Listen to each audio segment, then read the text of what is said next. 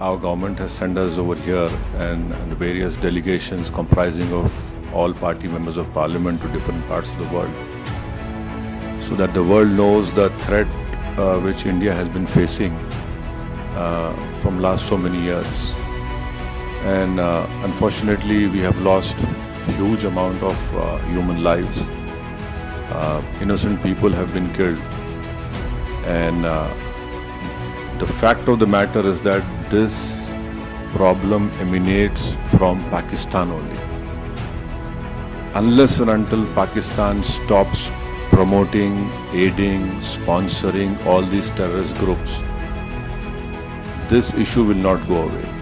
A girl which got married 6 days ago, on the 7th day she becomes a widow. All our technology, all our warfare was able to stop whatever was thrown from a failed state like Pakistan. You're absolutely right, a bomb blast took place in Rameshwaram. Those culprits have been caught. And let me also remind you that the 26/11 incident which took place in Mumbai, Ajmal Kasab was caught.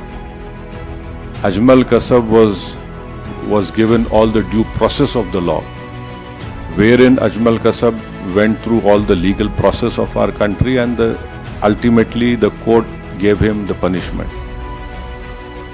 Even after that, the Indian investigators gave all the evidences which was required to the Pakistani government. When Bahrain was heading the FATF committee and Pakistan was put in the grey list, that trial proceeded. And after that, Pakistan came out of grey list, and unfortunately those people were convicted only in money laundering, not in terrorist charges. And there was a UN designated terrorist called Zakiur Rahman Lakhvi.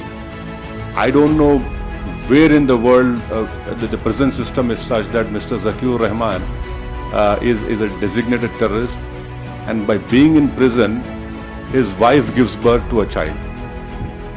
Now this is what Pakistan's legal system or the support of the state is concerned.